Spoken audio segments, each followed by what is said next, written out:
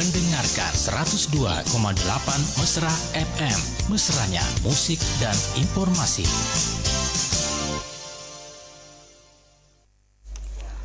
Ya, assalamualaikum warahmatullahi wabarakatuh dan selamat pagi insan mesra ya.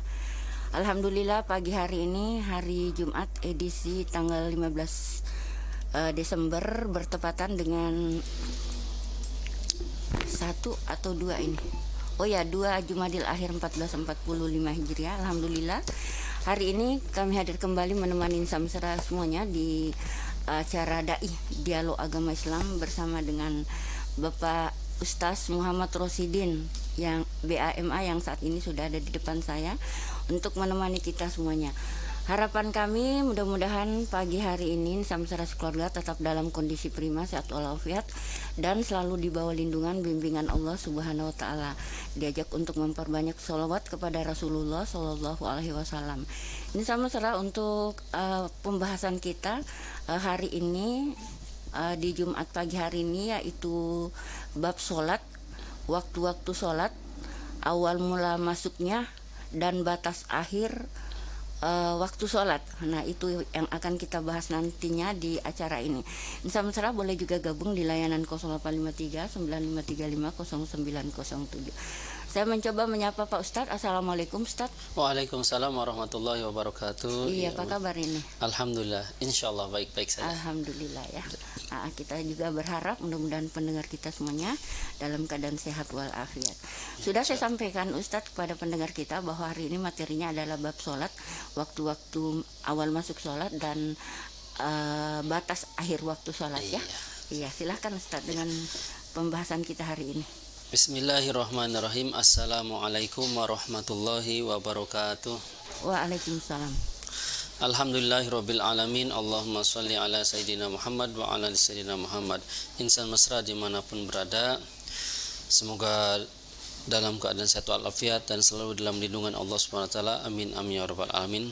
Insan mesra dimanapun berada, segala puji hanya bagi Allah. Alhamdulillah. Salawat dan salamnya tetap tercurahkan kepada yang mulia baginda Nabi Muhammad sallallahu alaihi wasallam. Insan mesra dimanapun berada, pada kesempatan Jumat kali ini tanggal 15 Desember Iya. 15 Desember kita akan melanjutkan pembahasan dialog Islamnya, yang mana kita sekarang memasuki bab solat. Bab solat, memasuki pembukaan bab solat. Maka kalau di dalam bab solat, awal mula pembukanya itu diantaranya tentang awal mula masuk dan batas akhirnya waktu-waktu sholat. Itu akan dibahas. Maka sebelum memasuki kita sama-sama beristighfar, nastaghfirullahaladzim, bersama-sama bersalawat juga, bersalawat kemudian sama bersyahadat, nasyhadu alla ilaha illallah wa nasyhadu anna muhammadar rasulullah, salawat kemudian Allahumma shalli ala sayyidina Muhammad wa ala ali sayyidina Muhammad, dan beristighfar, nastaghfirullahaladzim. Insan mesra dimanapun berada, kita akan mulai. Bismillahirrahmanirrahim. Kitabus sholati, bab tentang solat. Ta'rifus sholati lugatan, definisi ataupun patokan ataupun pengertian solat secara bahasa ad-du'a, yaitu doa. Jadi kalau solat secara bahasanya doa. Wa syar'an, kalau secara istilahnya, secara syariatnya aqwalun wa af'alun, yaitu berupa perkataan, berupa perbuatan, muftatahatun bitakbir, yang diawali, yang dimulai dengan, dibuka dengan takbir Allahu Akbar, wa mukhtatamatun, dan diakhiri bitaslimin, dengan salam.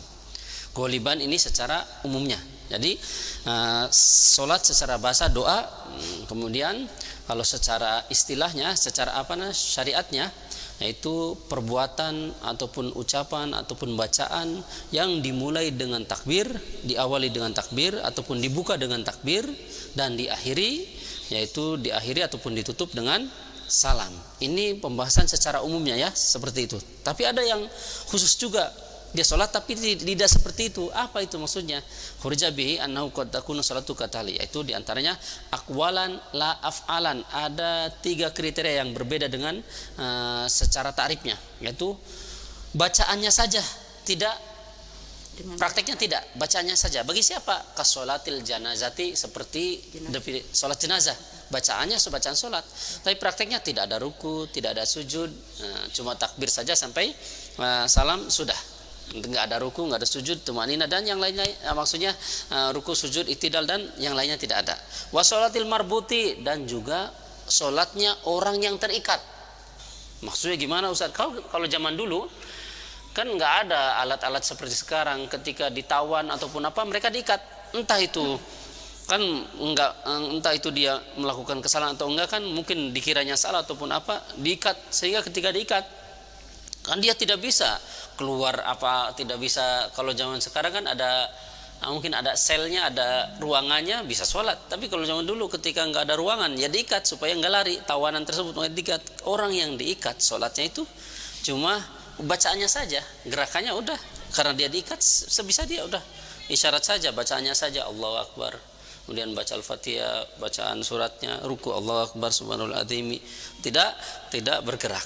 Wal maridi alladzi yujri arkanas sholati ala qalbi, dan juga bagi orang yang sakit memang dia tidak bisa bergerak, tidak bisa ruku ataupun tidak bisa berdiri ataupun tidak sujud. Nah, bagi orang-orang yang seperti itu, maka sudah berarti bacaannya saja dia bacaan sholat, tapi gerakannya udah, karena memang tidak bisa dia bergerak seperti itu. Kemudian ada juga af'alan la aqwalan, dia gerakannya saja sholat, pekerjaannya saja sholat, tidak ucapannya tidak, diam saja. Bagi siapa? Kasolatil akhrosi, seperti sholatnya orang yang bisu. Orang bisu tidak bisa, apa Indonesianya bisu itu? Tuna wicara ya, gitu. Orang yang tidak bisa bicara ini kan, dia kan tidak bisa melafazkan bacaannya apanya. Ya udah dia sholat di dalam hatinya kan, dia mungkin dia di dalam hatinya saja udah, yang gerakannya saja. Yang penting ada Allahu Akbar gitu. Walaupun tidak ucapkan Allahu Akbar, diam saja, cuma gerakannya saja. Dia ke sholatnya itu perbuatannya saja, gerakannya saja sholat, tapi ucapannya tidak, lisannya. Kemudian la af'alan wala aqwalan.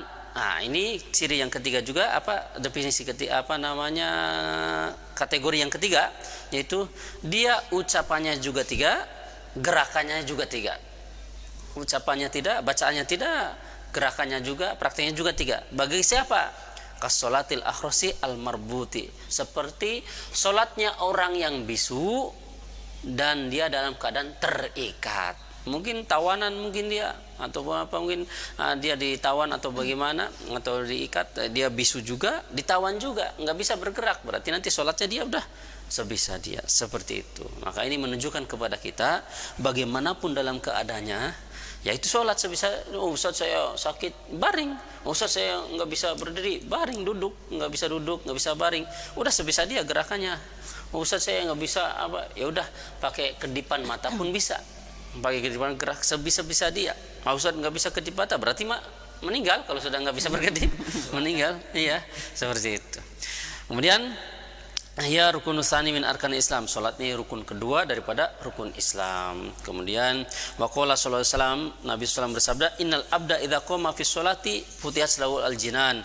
Sungguhnya seorang hamba, kata Nabi ini, Nabi sallallahu bersabda, ketika seorang hamba mendirikan salat, berdiri untuk salat, maka pintu-pintu langit semuanya dibuka, menghormati dia, mengharapkan dia supaya bisa masuk ke surga. Wa kusyifa lahu al-hijabu bainahu wa baina rabbih, dan dibukakan hijab antara dia dengan Allah Subhanahu wa taala, berinteraksi sebetulnya itu kalau kita salat. Wastaqbalathu al-hurul aina malam yamtakhid aw yatanahhu. Dan juga para bidadari itu mereka berebutan mendekati, berebutan menempeli. Kalau kita bisa terasa, tapi bagi kita nggak bisa terasa. Walaupun sebetulnya mereka bidadari, yaitu mendekati kita pada nempel. Wa inna fi sholati la shifa, dan juga pada solat ada penyembuh. Maksudnya kalau kita solat, insya Allah bisa menyembuhkan penyakit. Wa ju'ilat qurratu aini fi sholati, kata Nabi masih dalam hadis tersebut, dan dijadikan solat itu sebagai penyejuk mataku. Ini Nabi SAW, penyejuk matanya Nabi itu solat. Masya Allah. 3 hadis riwayat Imam Ahmad, nomor hadis 128 jilid 3. Kemudian dalam hadis lagi, wa innal abda idza qama yusalli utiya bidzunubihi. Sungguhnya ketika masih dalam sambungan hadis tersebut, sungguhnya seorang hamba ketika berdiri untuk menunaikan sholat, mau menunaikan sholat, hendak melaksanakan sholat, maka dibebankan kepadanya dosa berbagai macam jenis dosa-dosa pawudi'at ala roksi, maka dibebankan ditaruh di atas kepalanya, au ala atiki, dalam satu riwayat dibebankan di pundak-pundak mereka. Fakullama raka, maka ketika mereka sujud, ketika mereka ruku, au sajada ataupun sujud, tasaqatas anhu, maka bergugurlanlah dosa-dosanya. Hadis riwayat Imam Tabrani di dalam kitab hadis Al-Ausat nomor hadis 154 jilid 7. Maka ulama mengatakan, inna sholata abdul ibadati al-badaniyati. Sungguhnya solat itu seutama-utamanya ibadah badan. Jadi ibadah badan, kan kita berbuat baik ibadah juga. Boleh sambil Iya, kita terima dulu Ustaz. Ya. Halo. Halo, assalamualaikum. Waalaikumsalam warahmatullahi wabarakatuh. Ini Halo. dengan Tati Pak Ustaz. Ya, silakan Apa yang langsung dengan pertanyaannya ya. pertanyaan saya itu melakukan sholat sunat di tengah malam. Apa boleh melakukannya itu dengan 2 sholat sunat, hajat dengan tahajud? ya. Iya. Terus pertanyaan saya yang kedua, apakah boleh melakukan sholat di waktu Ada, Gus. lagi banyak masalah kayak bimbang gitu, Pak Ustaz? Maksudnya tadi Gimana? pertanyaan kedua ini apa? Apakah boleh sholat? Bisa melakukan sholat di saat bingung, dalam Iya. kebingungan. Iya. Biasanya kan enggak searah, enggak pemikiran itu aneh-aneh. Ya. Iya. Maksudnya Betul. ada masalah besar itu Iya. biasanya kan seseorang itu ambil air wudhu, Iya, betul. terus enggak menetap pemikirannya. Iya. Bagaimana hukumnya dalam melaksanakan sholat itu? Iya, siap. Kayak bimbang gitu, Pak Ustaz. Oke. Iya, siap. Oke. Ya, makasih banyak. Ya, Assalamualaikum. Waalaikumsalam Waalaikumsalam warahmatullahi wabarakatuh. Ya, langsung Ada saja. dua Mi. pertanyaannya Ada 2 ya. ya? Iya. Yang pertama itu pertanyaannya, bolehkah ketika sholat malam, sholat sunnah di Sholat dua tahajud, sholat tahajud plus hajat, bagaimana Hajat, iya. hukumnya? Jadi dalam sholat sunnah ataupun puasa sunnah boleh niatnya digabung 2. Contohnya kami contohkan dulu. Sholat, andaikan kita baru masuk masjid nih, kan sunnahnya kalau belum duduk kita sholat sunnah tahiyatul masjid. Kemudian bagi orang yang sudah wudhu juga sunnah untuk sholat syukur wudhu. Nah, kita lihat mungkin takut keburu komat, saya digabung aja lah. Boleh, silakan. Syukur wudhu sama tahiyatul masjid, ataupun qobliyah sama tahiyatul masjid silahkan, ataupun qobliyah sama syukur wudhu boleh. Nah, yang penting sunnah sama sunnah digabung 2, nggak boleh 3. Pokoknya 2 dijadikan 1 boleh. Nah, sholat malam juga sama, itu seperti tahajud sama hajat, ataupun tahajud sama syukur, ataupun tahajud sama tobat, ataupun tahajud sama syukur yang lainnya, udah boleh. Ya, kalau sunnah dengan sunnah, tapi kalau wajib nggak bisa. Sama seperti puasa sunnah juga, niatnya double. Contohnya puasa Senin Kamis bertepatan dengan Syawal, puasa Senin Kamis bertepatan dengan hari-hari Arafah ataupun hari apa yang lainnya, Muharram, terus sejenis boleh. Itu dan sejenisnya boleh. Itu 2. Tapi boleh juga Ustaz, misalkan tahajud dulu kemudian sholat hajat lagi, Iya, bisa boleh. ya? Iya, malah lebih bisa juga bagus lagi digabung. seperti Iya. itu. Lebih banyak pekerjaan, lebih banyak pahalanya. Gitu. Kemudian yang kedua ya. Yang kedua. Yang kedua tadi itu bolehkah sholat dalam keadaan bimbang ya, ataupun lagi banyak pikiran? Kan memang dalam hadis itu kalau kita sedang ada masalah, sedang apa, bergegaslah mendekat Allah, maka akan Allah kasih ketenangan, akan Allah kasih jalan. Nah, maka ketika bimbang ataupun apa, bagaimanapun kita belum khusyuk, belum apa, lebih baik sholat. Walaupun tidak khusyuk, pokoknya sholat bismillah, wudhu, kemudian sholat. Sah tidak? Sah. Sholat walaupun nggak khusyuk, tidak tidak menggugurkan, maksudnya tidak bukan berarti belum sholat, bukan. Pokoknya kalau walaupun khusyuk nggak khusyuk, yang penting kewajiban sudah terlaksanakan, sudah. Jangan sampai seperti ada orang Percuma sholat kalau enggak khusyuk. Jangan seperti itu. Siapa yang bisa khusyuk? Hanya Nabi SAW. Siapa yang bisa khusyuk? Sayyidina Abu Bakar, Sayyidina Umar, Sayyidina Utsman, Sayyidina Ali. Sahabat-sahabat itu enggak khusyuk. Tapi mereka walaupun enggak khusyuk, tentu lebih khusyuk daripada orang-orang setelahnya. Andre Guruta siapa? Tidak ada yang bisa khusyuk kecuali Rasulullah. Tapi Andre Guruta sama kita lebih khusyuk Andre Guruta. Bagaimanapun kita, mau bagaimanapun pokoknya yang penting ditunaikannya sholat. Perkara khusyuk enggak khusyuk perkara belakangan. Nanti di akhirat enggak dipertanyakan lagi kita kalau melaksanakan sholat. Yang akan dipertanyakan itu sholat enggak nanti. Nah, masalah khusyuk nanti belakangan. Pahalanya yang khusyuk mungkin pahalanya lebih. Yang enggak khusyuk tetap diperhitungkan nanti di akhirat. Yang enggak diperhitungkan itu yang dipertanyakan yang enggak sholat. Pokoknya walaupun bimbang ataupun apa, sholat saja. Boleh jadi masalahnya diselesaikan sama Allah. Selesaikan sama Allah, pasti. Ya. Masalahnya berkurang. Ustaz, tadi kan ini Tati dalam keadaan bimbang, gundah, terus mau sholat. Niatnya Ustaz? Iya, sholatnya sholat hajat. Berarti hajat kita apa? Ya Allah, udah hajat, saya ya, punya masuk di hajat sholat apa? hajat, ya. Ya. Ataupun sholat tobat kan, siapa tahu gara-gara kesalahan kita kan, semua orang tidak lepas daripada dosa. Nabi aja setiap hari sholat tobat istighfar 70 kali, Nabi udah dijamin masuk surga. Ke kita, apalagi kita, maksudnya banyak dosa semuanya orang. Nah, kita istighfar, sholat tobat. Itu para ulama-ulama terdahulu itu mereka setiap malam sholat tobat, sholat syukur. Tobat itu kenapa? Karena kita enggak tahu perbuatan kita yang mana, ucapan kita yang mana yang menyakiti orang ataupun kesalahan kita apa yang menyebabkan dosa, maka tobat. Kemudian syukur apa? Karena masih sampai sekarang kita masih bisa hidup, bisa menyempatkan diri untuk bertobat, untuk ucapkan istighfar, untuk ucapkan Allah. Karena kita ucapkan Allah, Allah saja berpahala. Apalagi melaksanakan ibadah-ibadah yang lainnya. Kesempatan mumpung hidup, maka syukur. Ulama terdahulu sholat tobat, sholat syukur. Kemudian hajat. Hajat juga perlu karena hajat kita apa saja. Kalau kecuali tidak bisa yang menunaikan hajat kecuali hanya Allah Subhanahu wa taala. Semuanya itu. Walaupun kita ada orang dalam, andaikan ke perusahaan, andaikan ke mana ada orang dalam, ngandelin orang dalam saja. Kalau Allah berkehendak tidak bisa. Nah, pokoknya semua apapun itu daripada Allah Subhanahu wa taala. Maka dekati Allah. Kalau sudah dekati Allah, kita punya segala-galanya. Gitu.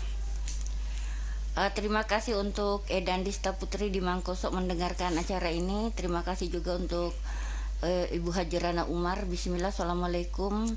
Tabe izin hadir menyimak dan mendengarkan. Ya, siapa tahu ada yang ingin ditanyakan, silahkan ya. Boleh bertanya juga melalui Facebook. Lanjut lagi, Ustaz. Ya, wa qala ulama menerangkan, membicarakan, menyampaikan inna sholata afdalul ibadati al badaniyati. Yaitu bahwasanya salat itu seutama-utamanya, paling afdolnya, paling seutama-utamanya ibadah yang berbentuk badaniyah, yang berbentuk badan.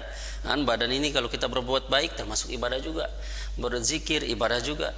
Tapi ibadah badan yang paling utama, yang lebih utama, yang afdol, yang lebih tinggi itu salat. Salat. Sehingga Imam Ibnu Athaillah Sakandari pun beliau sampaikan, syukur yang sesungguhnya itu menggunakan anggota tubuh kita untuk mentaati Allah, itu syukur yang sesungguhnya. Kemudian fa fardhuha afdalul furudi. Kemudian kewajiban-kewajiban adapun fardu kefarduan yang lainnya, seperti kewajiban haji bagi yang mampu. Kemudian apalagi zakat juga, kalau ada bayar zakat, kalau nggak ada ya nggak usah. Fardu juga, kewajiban juga, puasa juga wajiban. Tapi paling afdolnya kewajiban, seutama-utamanya fardu, seutama-utamanya kewajiban, yaitu sholat fardu, sholat 5 waktu. Jadi kalau ada sholat yang lain juga, tapi utama sholat 5 waktu tersebut. Wa nafluha afdolun nawafil, dan sholat sunnahnya juga. Sholat sunnah kan sholat, ada sholat sunnah, ada sholat apa, ada ibadah-ibadah sunnah. Maksudnya ada ibadah-ibadah sunnah yang lainnya. Tapi ibadah yang lebih afdol itu, kesunahan ibadah-ibadah sunnah yang lebih afdol yaitu sholat sunnah yang berhubungan dengan sholat lebih afdol.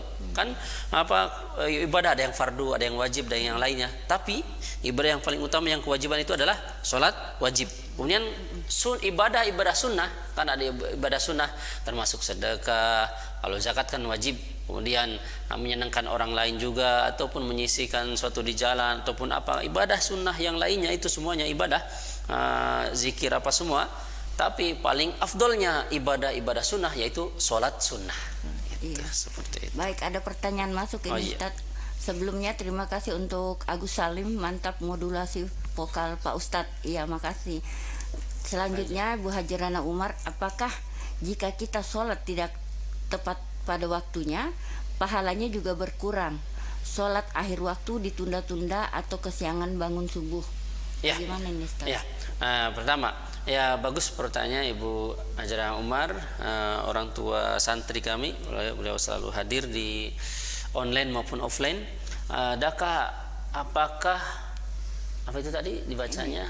Jika Apakah kita sholat tidak tepat pada waktunya, pahalanya juga berkurang? Ya, memang. Abdul sholatu fi waktiha. Sholat itu dalam hadis Nabi, seutama-utamanya sholat itu pada awal waktu. Makanya Nabi itu selama hidup ada 3 tertib cara Nabi sholat, yaitu pertama waktunya kapan? Ketika azan dikumandangkan, berarti tepat waktu. Kemudian tempatnya mana? Tempat di mana azan dikumandangkan, berarti di musola, di langgar, di musola atau di masjid. Nah itu. Kemudian caranya itu dengan berjamaah. Itu 3 cara Nabi selalu dilakukan. Berjamaah ini pahalanya 27 derajat. Kalau salat sendiri 1, itu pun kalau khusyuk pahalanya banyak, kalau enggak khusyuk ya sedikit pahalanya. Nah ini kalau kita tepat waktu di awal waktu, nah itu pahalanya besar. Bahkan dalam hadis para ulama pun sering sampaikan, itu kalau kita melakukan sholat tepat di awal waktu bersama imam, ketika angkat takbir kita angkat takbir selama 40 hari berturut-turut tepat waktu, terus Allah akan memberikan 2 jaminan, 2 kebebasan. Pertama, bebas dari sifat munafik. Kedua, bebas dari siksa neraka. Nah, itu. Maka kalau kita bisa tepat waktu, kalau tidak ada halangan apapun, diusahakan tepat waktu. Apalagi kalau kita anak-anak muda atau apa, jangan sampai cari-cari alasan. Pilih tepat waktu. Kalau sudah kan beres. Karena cuma paling lama mungkin 5 menit kah dan sejenisnya, dan seterusnya. Kemudian kayaknya jawabannya Bu Haji Rana udah ya. Sholat akhir waktu ya. Iya. Waktu ditunda-tunda atau kesiangan bangun. Nah ini kalau sengaja ditunda-tunda, ini yang dapat dosa. Tapi walaupun dosa, tetap kita harus sholat. Andaikan pun sengaja nih, ada orang sengaja mengakhirkan waktu, dia dosa, tapi tetap wajib qada. Kalau di akhirat nanti tidak dipertanyakan lagi. Beda lagi kalau orang yang memang enggak melaksanakan sholat. Nah ini lebih bahaya lagi. Mengakhirkan waktu sholat saja ataupun melaksanakan sholat di luar waktu sholatnya, itu pun dosa, apalagi meninggalkannya. Tapi bagi yang melaksanakan itu walaupun di akhir sholat, tetap ada pahalanya. Tidak dipertanyakan lagi nanti di akhirat. Cuma dipertanyakannya kenapa kamu mengakhirkan, itu nanti dipertanyaannya di sana. Kemudian sebentar Ustaz, ini kan pertanyaannya Ibu Haji Rana Umar, ditunda-tunda atau kesiangan bangun subuh. Nah, misalkan kesiangan bangun subuhnya itu jam 7, apakah itu niatnya qada atau bagaimana? Ya, kalau kesiangan itu niatnya qada. Qada ya. Nah, kesiangan di luar waktu ya. Kalau melaksanakannya di luar waktu, maka jatuhnya qada, niatnya qada. Oh, niatnya qada ya. Kalau kesiangan, kita kesiangannya tidak sengaja, tidak dapat dosa. Tapi kalau kita tahu, saya bangun jam 4 ataupun jam 3, sudah bangun jam 3, kan belum waktu sholat, tidur lagi tidak mengapa. Tapi umpama sudah azan nih, bangun, bangun, nanti saya tidur lagi lah. Nah, kita biasanya kalau tidur lagi kebablasan. Sudah tahu kebablasan, kok kita tidur lagi, ini dapat dosa. Tapi wajib qada juga nanti ketika bangun. Nanti bangun udah qada, tapi dapat dosa. Tapi kalau saya biasanya bangun ini nanti ketika masih waktu sholat itu ada, ketika masih waktu sholat subuh ada, itu masih bisa bangun ini. Tapi ternyata kebablasan, nah ini enggak dosa, tapi itu wajib qada. Bagi yang tahu bahwasanya dia tidak akan bangun lagi, sholat dulu baru tidur lagi. Tapi bagi yang tahu bisa bangun lagi, tidak mengapa, silahkan. Ustaz, saya ada juga pertanyaan begini dan saya sering alami. Biasanya kan saya sholat subuhnya di masjid, kebetulan masjid di belakang rumah jadi dekat. Biasanya saya itu Ustaz sholat sunat dulu di rumah. Iya. Terus ke masjid sholat tahiyatul masjid. Biasanya saya lanjut lagi dengan sholat sunat. Kayaknya lupa dengan tadi saya sudah sholat. Ini bagaimana itu Ustaz? Apakah saya lanjut atau bagaimana? Biasanya begitu Ustaz. Jadi umpama pas sudah sholat, kan di rumah sholatnya. Iya, sholat sunat di rumah. Sholat sunnah di rumah, sudah masuk ke masjid, sholat lagi. Masjid. Iya, tahiyatul masjid dulu, kemudian sholat sunnah qabliyah lagi. Bagaimana? Padahal itu, di rumah sudah gitu. Iya, padahal di Bagaimana rumah. kalau sholat sunnah tetap berpahala juga. Walaupun sholat wajib karena dia lupa. Andaikan sudah sholat wajib kok dia sholat wajib lagi, tetap terhitung pahala. Semakin banyak pekerjaannya semakin banyak pahalanya. Maka aktsaru fi'lan kan aktsaru fadlan. Kemudian sholat sunnah ini, sunnahnya itu sebetulnya semua sholat sunnah sunnahnya di rumah, kecuali sholat sunnah yang disunahkan untuk berjamaah seperti Idul Fitri, Idul Adha dan sejenisnya, maka bersama-sama ini. Tapi umpama kita dengan sholat sunnah di rumah takut keburu qomat, ya udah sholat sunnah di masjid silahkan. Nah, mulai sekarang kan kita kadang beda-beda masjidnya, ada yang qomatnya 5 menit, 7 menit, beda-beda takut ke qomat, ya udah silahkan sholat sunnah di di masjid. Karena ada hadis kan, janganlah jadikan rumah-rumah kalian seperti kuburan, tidak ada sholat, tidak ada baca Quran, zikir dan sejenisnya. Kemudian dalam hadis yang lain konteksnya, jadikanlah rumahmu untuk sholat, jadikanlah sholat kalian di rumahmu, maksudnya itu sholat sunnah. Sholat sunnah, bukan sholat wajib. Kalau sholat wajib tetap di rumah, di masjid. Gitu. Ada pertanyaan dari Ibu Atika Putri Ramadhani. Oh, iya. Ini Ustaz, suara saya sebenarnya beda. Iya? Kena flu berat. Iya. Assalamualaikum Pak Ustadz, bagaimana hukumnya sholat dan kepada siapa diwajibkan? Bagaimana pula hukumnya mengakhirkan sholat subuh hingga keluar waktunya? Dan apa kewajiban orang tua yang anak-anaknya meninggalkan sholat? Apakah berdosa Pak Ustadz? Ini kayaknya ada 3 pertanyaan. Iya, benar. Pertama yaitu bagaimana hukumnya sholat dan kepada siapa diwajibkan. Jadi diwajibkan. hukumnya sholat itu wajib. Wajib itu kalau dikerjakan dapat pahala, tidak dikerjakan dapat dosa. Kalau secara bahasa umumnya bahasa umumnya. Kalau dikerjakan kita nanti di akhirat tidak dipertanggungjawabkan lagi. Nah, karena kita sebagai seorang hamba kan memang disuruh ibadah. Nah, itu suruh ibadah kepada Allah. Kemudian kepada siapa saja diwajibkan, itu kepada yang pertama al-islamu wajibu lisolati. Al-islamu berarti orang Islam. Kalau dia orang Islam wajib sholat. Selama dia Islamnya pernah ucapan syahadat, maka wajib baginya sholat. Kemudian wal baligu, orangnya balik. Sudah, kalau laki-laki sudah mimpi basah atau sudah keluar airnya, kalau perempuan sudah haid, maka wajib bagi orang tersebut melaksanakan sholat. Kemudian wal akilu, berakal, normal akalnya, tidak gila, tidak stres, maka wajib bagi orang tersebut sholat. Bagi orang gila, bagi orang yang akalnya kadang ada kadang enggak ada kewajiban, kecuali ketika sadar aja, ketika sadar dia sholat. Jadi kalau nggak sadar, memang nggak tahu pikirannya kemana atau seperti orang gila, nggak ada kewajiban bagi dia. Kemudian dan bagaimana juga hukumnya mengakhirkan sholat subuh. Semua mengakhirkan sholat itu hukumnya dosa. Kalau semua sholat itu kalau diakhirkan dosa, tapi tetap wajib dikodok melaksanakan karena di luar waktu dilaksanakannya. Tapi kalau di akhir-akhir sengaja nih sholat, nantilah mendekati sholat zuhur masih panjang, tapi mengerjakannya hampir-hampir asar, sengaja nih enggak, padahal tadi banyak waktu luang. Kalau sengaja diakhirkan dapat dosa juga, tapi tetap sholat aja walaupun di akhir. Memang kalau ada kesibukan yang betul-betul ini baru tidak dosa. Tapi sebetulnya kalau hukum yang kuat, kesibukan yang lain pun ditangguh dulu, sholat dulu cuma 5 menit paling lama, paling udah setelah itu kesibukan lagi. Seperti itu. Tapi biasa juga ada orang alasannya begini Ustaz, mengakhirkan waktu sholat duhur misalkan, sekaligus untuk menunggu waktu sholat asar. Bagaimana ini Ustaz? Sedangkan dalam hadisnya itu kita dilarang, tidak boleh mengakhir-akhirkan. Nah ini alasannya kalau untuk supaya sekalian sholat asar sendiri, sholat isya juga sendiri, sholat ini sendiri. Abdul-abdulnya sholat itu di awal waktu. Nah, jangan sampai di akhir. Kalau sengaja diakhirkan itu yang tidak membolehkan. Itu tidak dibolehkan. Gula hukumnya mengakhirkan sholat subuh hingga di luar waktunya. Iya, kalau sengaja diakhirkan, dosa, tapi tetap wajib.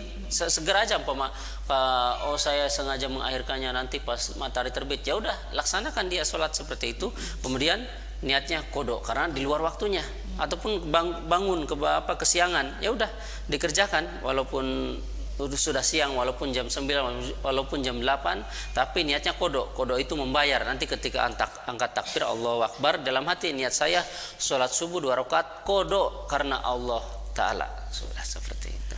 Masih ada satu lagi iya. pertanyaannya, Ustaz.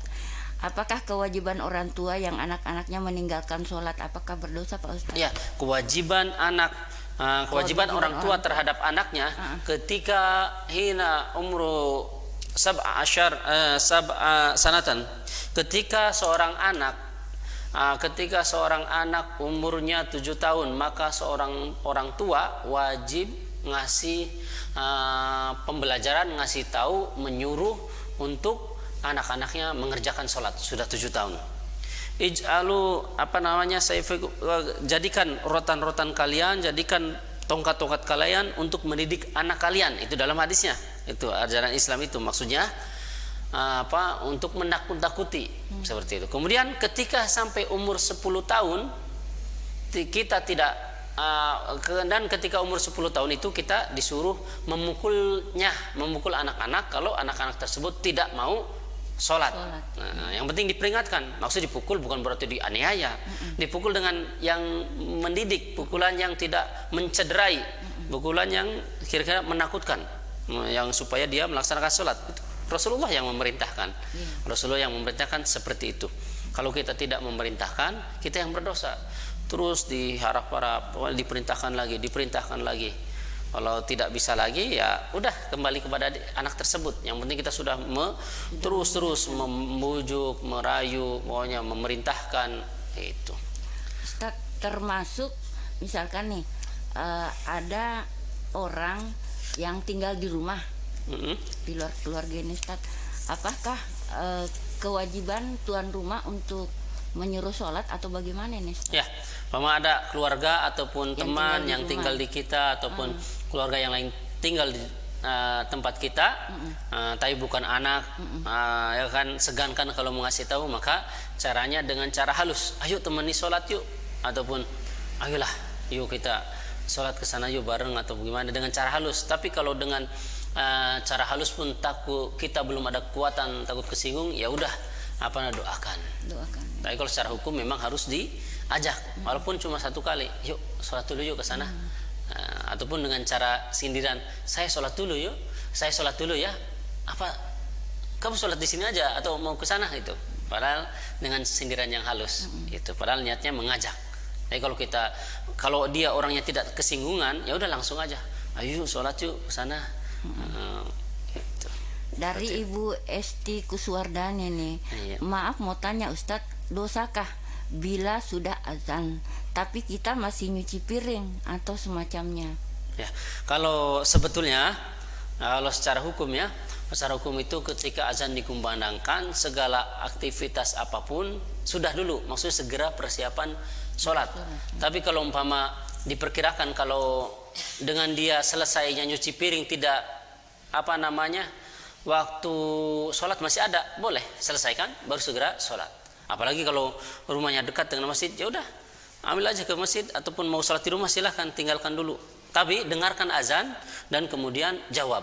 Coba kami takjub, Indonesia itu takjub itu Indonesianya itu kagum sekali ketika kami berada di India, Pakistan. Kami kan belajar di Pakistan. Sebelum ke Pakistan kami ke India dulu, lihat universitas Islam, pendidikan Islam, pesantren di sana kan banyak. Kalau di TV kan yang kelihatan Hindu-Hindunya kan, yang kelihatan kuil-kuilnya. Kalau kami ke sana, masya Allah, masjid pun banyak, orang-orang Islam pun banyak, terutama orang-orang tablik banyak sekali di sana. Nah itu kalau di sana Pakistan dia itu ketika azan, kami beli di warung, ketika ngobrol sama orang mereka, azan berkumandang, dilarang saya, diam, dengarkan azan, Allah manggil. Masya Allah, sebegitunya orang penjaga warung, kasir ataupun supir angkot, ojek semua. Kami kan nawar ataupun bilang, diam dulu, itu Allah manggil azan, dengarkan dulu selesai, baru Allah. Sebegitu intinya. Kan dalam hadis pun seperti itu, kita ketika azan berkumandang dengarkan, jawab, setelah selesai azan doa. Kalau kita belum bisa, mungkin sambil nyuci piring kan bisa nih sambil jawab, dengarkan azan, jawab. Ataupun yang nonton TV apa, kecilkan TV-nya, dengarkan, kasih tahu anak-anaknya, keluarganya, dengarkan dulu nak, itu Allah memanggil, jawab. Kemudian selesai azan, doa. Salah satu doa diijabah itu ketika antara azan dan iqamat. Maksudnya selesai azan, doa apa saja itu insya Allah diijabah. Itu. Terima kasih untuk Firsa ya. Assalamualaikum Pak Ustadz, mantap materinya hari ini ya. Terima kasih. Gimana dengan jawabannya Pak Ibu Esti tadi? Iya, yang masih nyuci piring ya, atau semacamnya. ya. Makanya kalau nyuci piring, yang penting waktu sholat masih ada, boleh. Tapi afdolnya, kalau mau lebih afdolnya itu ya tinggalkan, lalu sholat. Tapi yang penting masih ada waktu. Kalau secara hukum fikih, yang penting masih ada waktu. Kalau menyelesaikan pekerjaannya masih ada waktu, maka boleh saja. Itu. Tapi afdolnya dilakukan di awal waktu segera. Itu. Ya.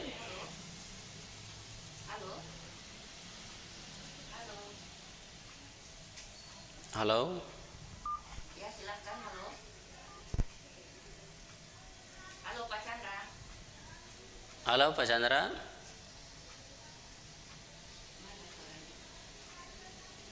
Halo Pak Chandra. Tidak ada suaranya di sini? Atau pakai lewat chat saja? Ya boleh. Lewat kolom komentar. Kalau suaranya tidak terdengar mungkin ada gangguan. Saya juga ada pertanyaan. Iya.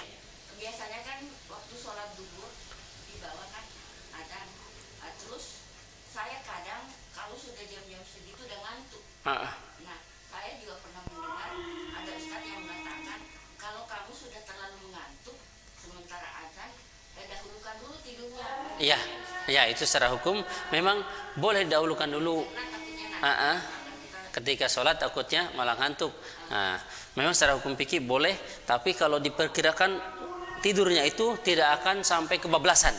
Tapi kalau diperkirakan tidurnya memang biasanya kebablasan, kalau tidur sudah masuk waktu sholat malah sampai kebablasan habis waktu sholat, jangan tidur. Tapi kalau diperkirakan dengan tidur pun dia masih bisa, oh saya biasanya bangun walaupun ini sebentar aja, maka boleh, secara hukum itu boleh. Tapi kalau bicara hadis, afdolnya mana? Ya afdolnya dalam keadaan apapun, afdolnya di awal waktu. Tapi secara hukum, yang penting dia masih bisa memperkirakan bangun, boleh. Kecuali kita udah tahu nih kalau tidur itu akan kebablasan, ya jangan, nggak bisa. Nah, ini salah dulu. Ngantuk ya? Iya. Nah, kalau dengan jam bisa. Iya. Iya. Boleh. Itu tidurnya boleh. Yang penting kita memperkirakan bahwasanya bangunnya masih ada dalam waktu sholat. Apalagi biasanya kalau misalkan kita dalam keadaan ngantuk terusan, biasa banyak godaan jadi iya. bukannya kita tidak tahu sudah Iya. misalkan sholat dalam keadaan ngantuk. Iya, betul. Insyaallah. Tadi yang telepon enggak bisa ya? Nah, kemudian langsung ke awal mula masuk waktu sholat dan akhirnya. Mabda'u kulli waqti wa nihayatihi. Awal mula masuk waktu sholat dan batas akhirnya. Mabda'u waqti subhi wa nihayatihi. Awal mula masuknya sholat subuh dan batas akhirnya.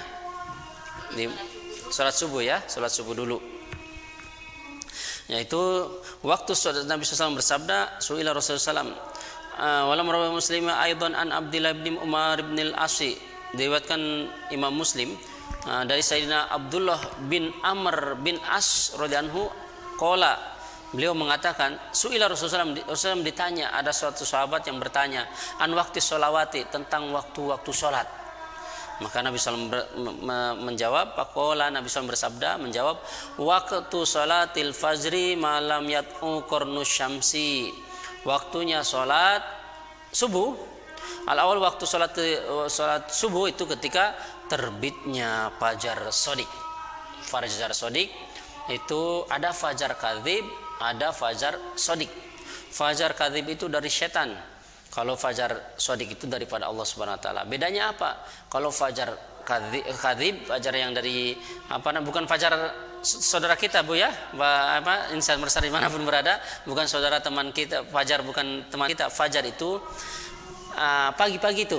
Fajar kadzib itu cahaya putih, tapi dia bentuknya mengerucut. Berarti vertikal ke atas, mengerucut ke atas, putih, cahaya putih di ufuk timur. Nah, itu fajar kadzib. Berarti dari setan, itu tipuan. Maksudnya dari setan supaya orang-orang mengira sudah tiba waktu sholat subuh, padahal belum. Nah, supaya orang tidak sahur lagi. Oh, sudah tiba waktu subuh, nggak bisa sahur lagi, padahal masih bisa itu. Karena itu fajar kadzib. Itu bentuknya cahaya putih-putih di ufuk timur itu, tapi mengerucut ke atas. Yaitu vertikal bentuknya. Nah, tapi kalau fajar shadiq daripada Allah Subhanahu wa taala, itu fajar shadiq wa huwa al-bayadu al-mustatiru al-muntashiru fil ufuqi. Itu cahaya putih bersinar menyebar di cakrawala, putih menyebar cahayanya ke sana kemari, berarti horizontal ke sana kemari. Cahaya putih menyeluruh. Nah, itu berarti tanda waktu salat subuh sudah masuk. Itu daripada Allah Subhanahu wa taala. Kan sebetulnya waktu sholat itu bukan dilihat dari jam. Jam itu kan zaman modern saja. Ketika sudah ada jam maka pakai jam. Jam itu dikonferensikan melalui perhitungan waktu sholat. Nah, matahari segini, waktu sholat diperkirakan segini. Udah. Nah, sekarang kita terima beresnya aja. Dan nanti hari zaman pun semua apapun itu elektronik apapun tidak berfungsi lagi. Kembali zaman manual lagi, lihat-lihat. Ataupun kita mungkin sedang panjat tebing, sedang di laut, sedang kemana. Jam nggak ada, HP mati, ya udah lihat aja matahari bagaimana ini. Oh, ini sudah waktu sholat, oh ini belum, oh ini apa, lihat saya seperti itu.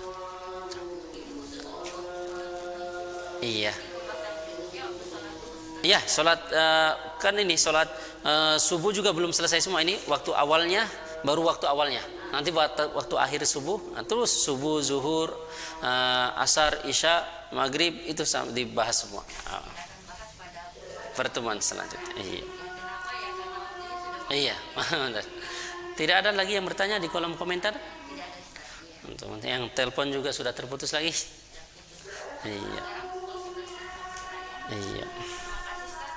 Iya, sama-sama.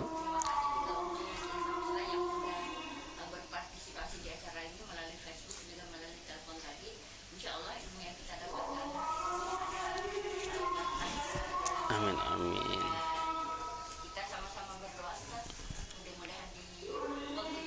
Iya. Amin. Amin ya Allah. Cuma Tuhan. Amin ya rabbal alamin. Assalamualaikum warahmatullahi wabarakatuh. Waalaikumsalam warahmatullahi wabarakatuh.